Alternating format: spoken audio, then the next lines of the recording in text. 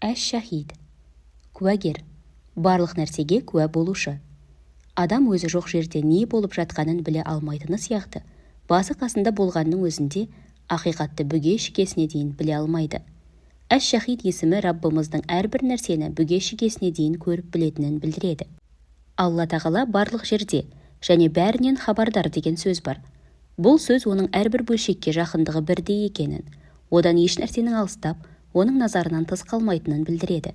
Яғни, Раббымыз біздің өміріміздің куәгері. Әш-шахид есімінің мағынасы адамдардың ойында, сезімінде, ниетінде, сөзінде және істерінде сақ болуға және адалдыққа шақырады. Осылайша бұл өмірде әрдайым өзімізге есеп беріп тұруға дағдыландырады. Бұл есімге терең бойлаған адам басқалар мен туралы не айтады, не ойлайды деген ойдан арылады. Ихсан дәрежесіне, мені Раббым көріп тұр деп ойлау дәрежесіне көтеріледі. Әл-хақ, шындық иесі. Оның сөзінде өтірік, уәдесінде қайшылық, істерінде терістік жоқ. Оның өзі де, есімдері мен сипаттары, сөздері мен істері де хақ. Оның жіберген пайғамбарлары да, түсірген кітаптары да хақ. Бұл есімнің мағынасына терең бойлаған адам айналасында болып жатқан нәрсенің бәріне шынайылықпен қарап, Раббысына да, өзіне де, қасындағыларға да шынайы болады. Аққа Құдай жақ ұғымы оның өмірлік қағидасына айналады. Әл-уәкил, басқарушы, қорғаушы, ең сенімді қорған.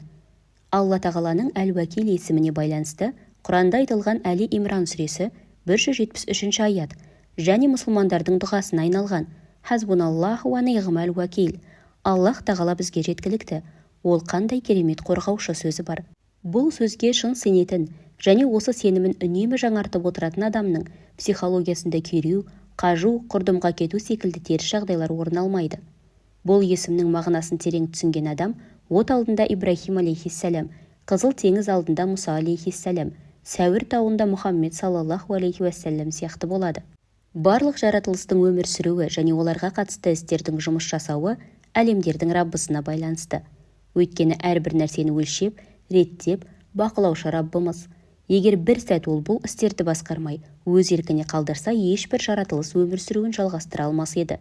Тек ол ғана істердің құпиясын біледі және әрбір мәселені шешуге құдіреті жетеді. Бұл есімнің мағынасына терең бойлаған адам өзінің тәні, өмірі, мал-мүлкі, бала-шағасы, отбасы бәрі оған аманат ретінде берілгенін түсініп, аманатқа көзінің қарашығындай қарайды. Әл-қауи, қуатты, мықты, құдіретті. Мұсылмандар дұға ретінде қолданып жүрген «Ла хаула ва ла қуата илля биллах». Алланың күш-қуатынан асатын ешқандай күш-қуат жоқ хадисі Раббымыздың Әл-қауи есімінің мағынасын білдіреді. Қуатты, мықты сипаттары адамдар үшін де қолданылады, бірақ олардағы күш-қуаттың шегі бар және үздіксіз жалғаспайды. Ибн Араби пенденің құлшылықтарды орындауы үшін Әл-қауи есіміне өте мұқтаж екенін айтады.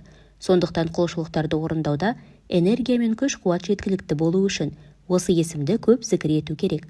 Бұл есімнің мағынасына терең бойлаған адам әрдайым өзін эмоцияларын, нәпсісін бақылауда ұстап күнәларға қарсы тұра алады, өзіндік тәртіпті нығайтады, ешқандай қиындыққа сынбайды. Әл-мәтин, мықты, тұрақты, құдіретті. Оның күшіне ешкімнің қуаты жетпейді.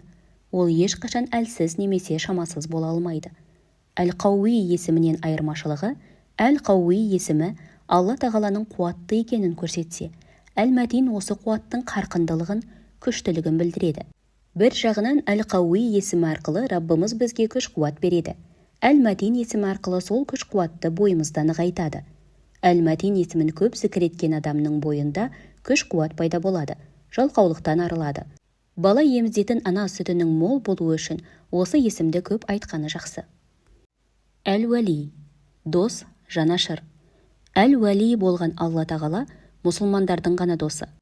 Бақара сүресі 257 аятта Алла тағала иман еткендердің досы, оларды қараңғылықтан жарыққа шығарады дейді. Алла тағаланы өзіне дос ету үшін пенденің де досқа лайық сипаттары болуы керек. Бұл сипаттың алғашқысы иман. Сондай-ақ Құранда Алла тағаланың тақуа иелері мен салиқалы құлдардың досы екендігі айтылады. Әл-уәли болған Раббымыз біреуге дос болғанда, оның тура жолда жүруіне, күнәлардан қорғап жақсылыққа қол жеткізуіне көмектеседі. Әл-уәли есіміне терең бойлаған адам басқаларға көмектесуді өмірінің миссиясына айналдырады. Басына қиыншылық келгенде шағымданбайды, шешімін табуға тырысады. Көмек сұрайтын емес, көмекке жүгіретін адамға айналады. Әл-Хамид, мақтаулы. Оның әрбір ісі мақтауға лайық. Негізінде ғаламдағы жүйенің кемел деңгейде болуы, сол жүйенің әрбір бөлшегінің жаратушы иемізді мадақтауы болып табылады. Ал сол жүйенің кемелдігі мен жаратылған нәрселердің сұлулығына тамсанған және оны мадақтаған әрбір адам негізінен Алланы мадақтаған болып табылады. Құранда көптеген аятта бізге «Әлхамдулиллах» деп айтуды бұйырады. Яғни Раббымызға деген іштей ризашылығымызды сөзбен де айтып тұруымыз қажет. Әл-Хамид есіміне терең бойлаған адам ризашылық халінде болады. Бұл жаратқан иенің барлық істеріне риза болу және кез келген жағдайда оны мадақтау дегенді білдіреді. Әл-Мухси, санаушы. Ол жасырын ашық барлық нәрсені егжей-тегжейіне дейін біледі. Қажет болса бір-бірлеп санап, көрсетіп те бере алады. Асылында бұл есім жаратушы иенің көбінесе ғаламдағы бүкіл болмыстың әрбір детальдарының санын білу құдіретін білдіреді. Сондықтан ғаламдағы математикалық реттілік осы есімнің бір көрінісі деп саналады. Адамдардың бәрі жабылып ғаламдағы нәрселерді санауға тырысса, бұған шамасы жетпейді. Себебі ғалам сәт сайын өзгеріп, сәт сайын жаңа клеткалар, жаңа денелер пайда болып, енді біреулері өмірін аяқтап жатыр. Бірақ Алла тағала үшін оларды санаудың еш қиындығы жоқ. Әл-Мухси есімінің мағынасын терең түсінген адам, тіпті демінің, тыныс алып беруінің өзі есептеулі екенін ұмытпайды. Әрбір жағдайының оның бақылауында екенін біледі. Әл-Мухси есіміне терең бойлаған адам өзінің өмірінің де, сөздері мен әрекеттерінің де есебін жүргізіп отырады.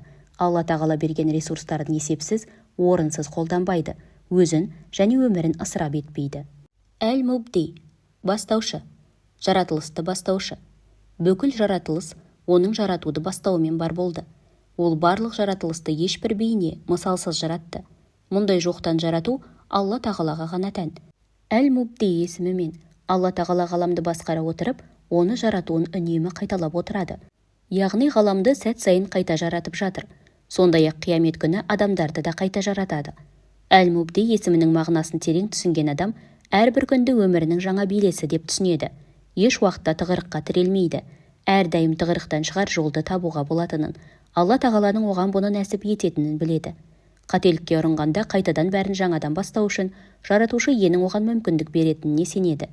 Әл-Мубди есімін көп зікір ететіндердің істері жолға қойылады. Бір шешімге келе алмай жүргендерге осы есімді зікір ету шешім қабылдау үшін пайдалы. Түсік тастау қаупі бар жүкті әйелдерге де осы есімді зікір ету ұсынылады. Әл-Муғит, қайтарушы. Ол тірілерді өліге айналдырады және оларды қайтадан бастапқы қалпына келтіреді. Әл-Муғит есімі арқылы адамдар пешенесіне жазылған уақыты тәмам болып, бұл өмірдегі дәм-тұзы таусылғанда Раббысына оралады. Әл-Муғит есімінің екінші мәрте қайта тірілтуші мағынасы да бар. Әл-Мубди есімі жоқтан жаратуды білдірсе, Әл-Муғит есімі бір нәрседен жаратуды білдіреді. Мысалы, адамдардың о дүниеде тірілуі жоқтан жаратылуы емес, 8 көз секілді шіріген сүйегінен болады. Әл-Муғит есімінің мағынасын терең түсінген адам Раббысына оралатынын біліп, соған қарай өмір сүреді. Бұл есімді көп зікір еткенде адамға есте сақтау қабілеті қайта оралады, зейіні күшейеді, көңілі құлазып жүргендердің көңіл күйі көтеріледі.